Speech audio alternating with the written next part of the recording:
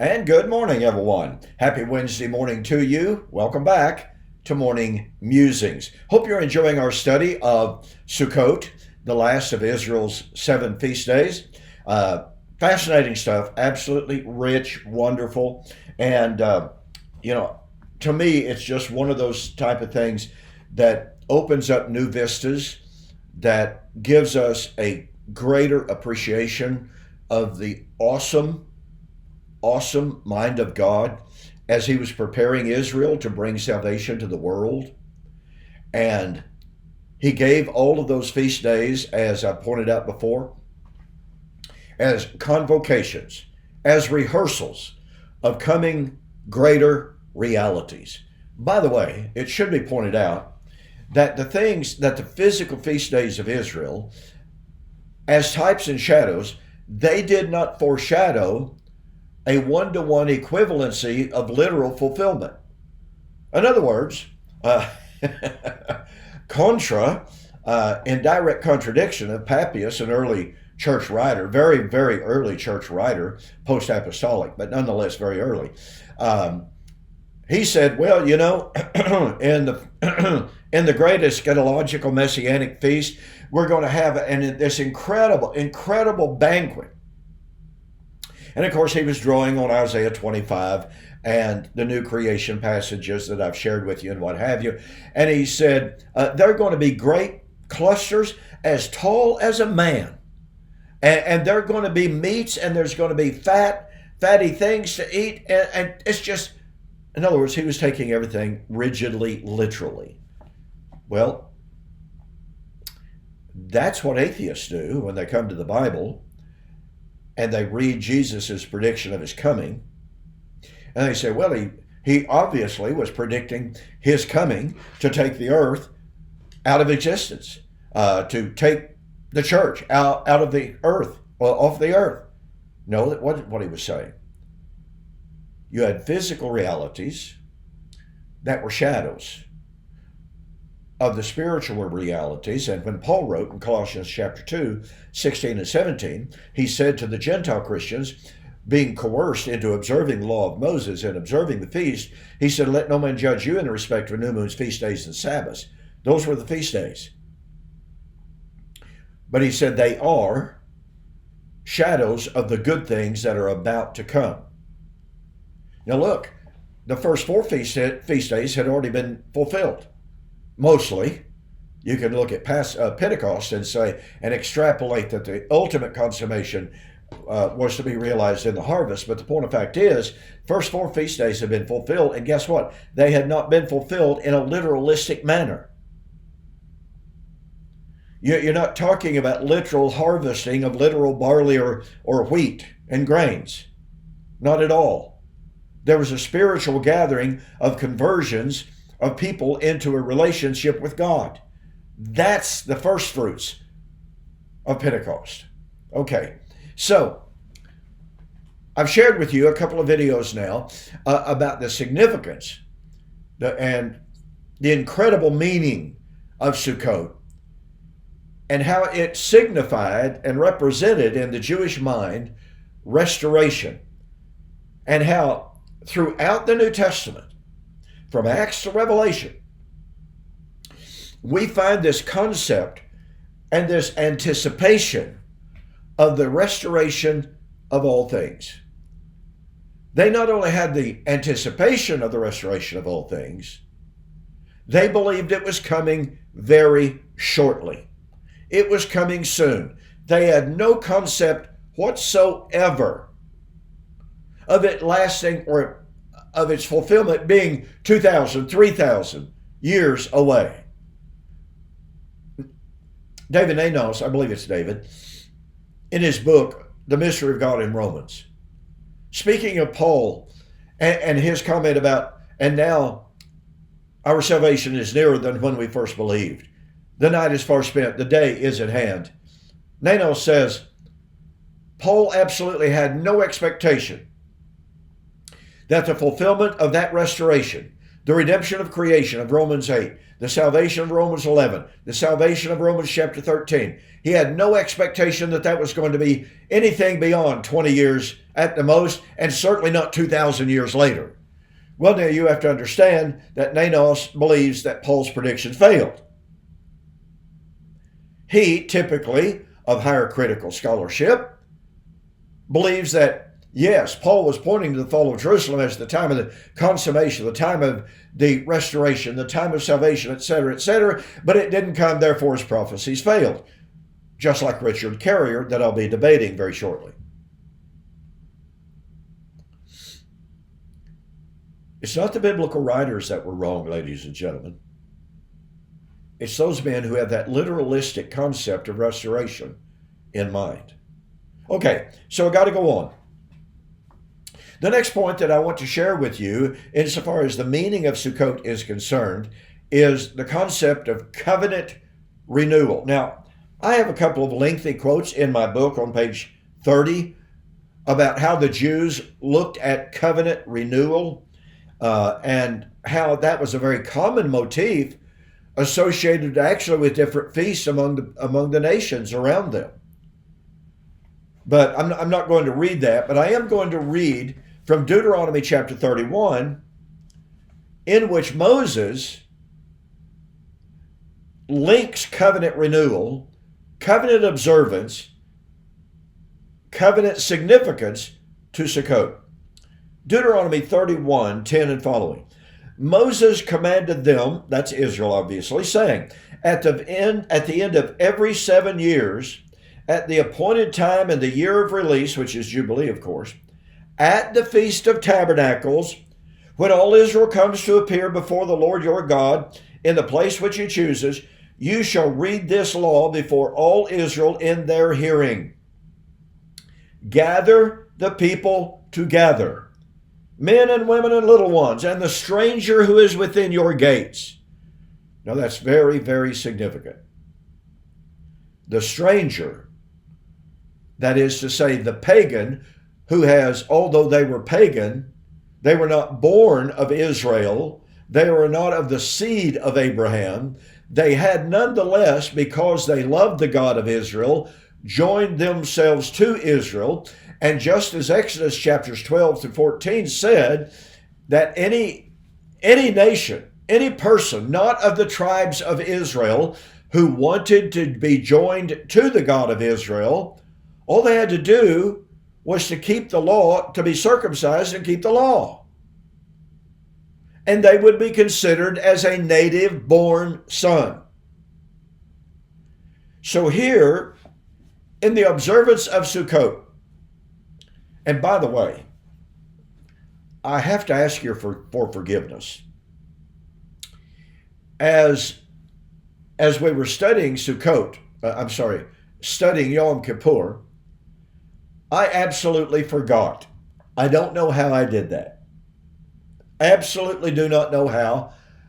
I forgot to investigate the relationship between Yom Kippur and the Feast of Jubilee. I just don't know. I don't know how I did that. But guess what? It's linked right here. So I'll spend a little bit of time dissecting that, developing that, sharing that, because it is a wonderful, wonderful motif. But again, let me go back here and start all over with Deuteronomy chapter 31, where this concept of Jubilee and Sukkot is brought out in a powerful way. Moses commanded them, saying, at the end of every 7 years, at the appointed time in the year of release, at the Feast of Tabernacles, when all Israel comes to appear before the Lord your God in the place which he chooses, you shall read this law before all Israel in their hearing. Gather the people together, men and women and little ones, and the stranger who is within your gates, that they may hear, that they may learn to fear the Lord your God, and carefully observe all the words of this law. Again, Deuteronomy 31, 10 to 12. Now here's something really cool to me, and that is not only at the observance of the Feast of Succot were they to read the law out loud to all of Israel and to any strangers, to any foreigners within their gates. Why? So that they may learn to fear and obey the Lord. Strangers obeying the Lord, being one of the Lord's people.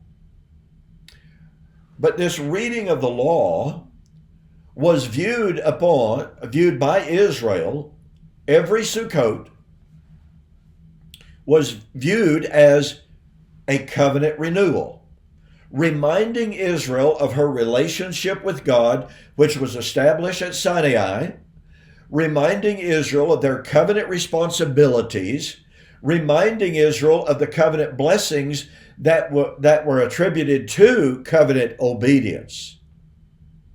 This was a yearly event in which they were reminded of God's covenant with them. Now, folks, this would have been a very powerful thing. Now, I don't know about you, and you can only imagine the setting. Israel would be gathered on the very first day of Sukkot and on ensuing days, and they were supposed to stand there as Torah was read out loud. And they are supposed to be reminded in that reading of that covenant and their covenant with Yahweh therein. You know, we have difficulty finding people who are willing to sit through a 30-minute sermon at church these days. Now, they can go to a football game and sit for 4 or 5 hours, but they can't go to church and sit for 30 or 40 minutes for the preacher to expound on them the words of eternal life. Kind of ironic and sad, don't you think? But this particular aspect not only spoke to them of renewal of the old covenant, but it carried with it the connotation that the time was going to come in which the futility of life that was present under that old covenant, and Paul spoke eloquently of that futility in Romans chapter 7. O wretched man that I am, who shall deliver me from this body of death? Everyone who is under the law is under a curse, for the law says, cursed is everyone that does not continue in all things that are written in the book of the law to do them. No man is justified by the law. It is evident, for the just shall live by faith. Galatians chapter 2, 10 and following. Galatians 3:13, the previous verse that I quoted. If a law could have been given that could have given life, then verily righteousness would have been through the law. So, contained in the reading of the law, reading of Torah, every Sukkot was also that kind of incumbent realization that one of these days God is going to give us a new covenant. And in this new covenant, men and women and the strangers could receive salvation. That's why the new covenant would be given. And by the way, let me just point this out. This is kind of getting ahead of myself in a lot of ways. But on the very first day of Sukkot, they had what they called the Haftorah.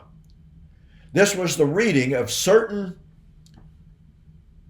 texts from Torah, from the entire Tanakh. Some of the texts that they read were Ezekiel 38 and 39 and Zechariah 14. Now I want you to consider this very quickly. I'm almost out of time here. But on the very first day of Sukkot, they read Ezekiel 38 and 39, the prophecy of Gog and Magog. And they also read Zechariah chapter 14. What are both passages dealing with?